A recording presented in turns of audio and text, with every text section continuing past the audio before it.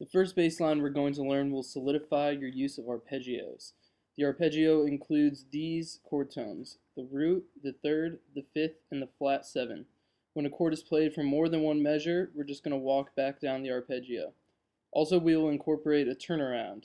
The last two measures will have a series of dominant 7 chords that bring us back to the top of the form. The roots of the turnaround chords follow the circle of fifths. This entire bass line can be played in first position. Also, take note of the chords in the last 2 bars of the form.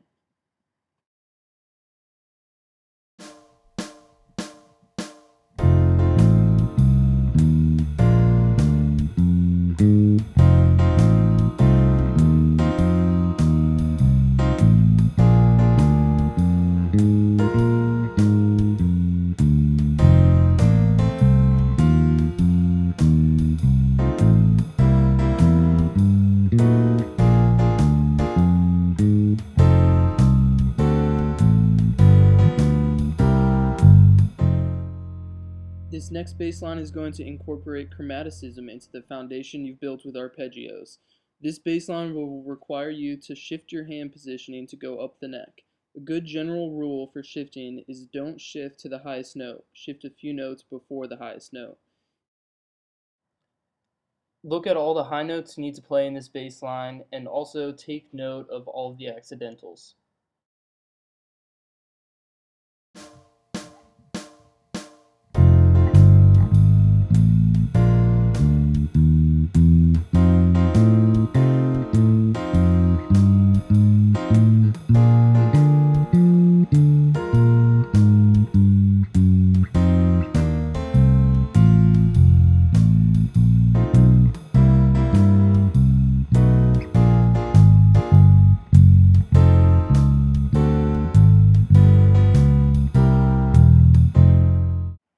This bass line has a similar theme: chromatics mixed with arpeggios that help you develop good shifting technique.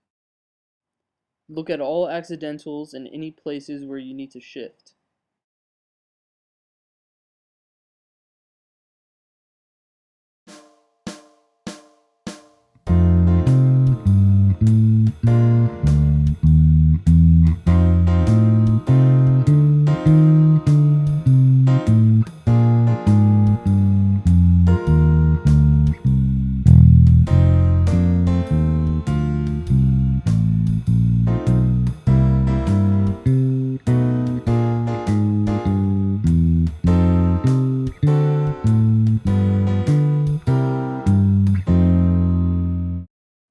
This bass line will be much more challenging than the last.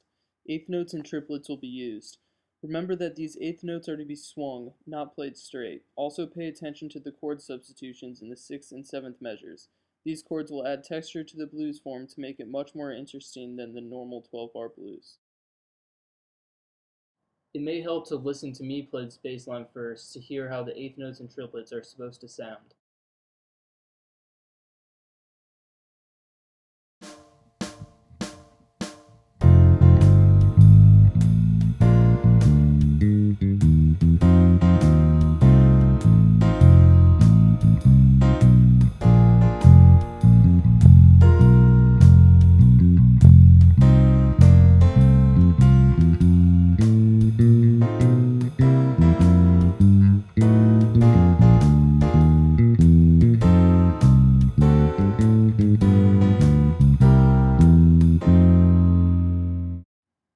This last bass line will combine all that we've learned this lesson and the beginner lesson. The last 2 measures will go very high up the neck, so work out how you're going to finger it before you try to play along.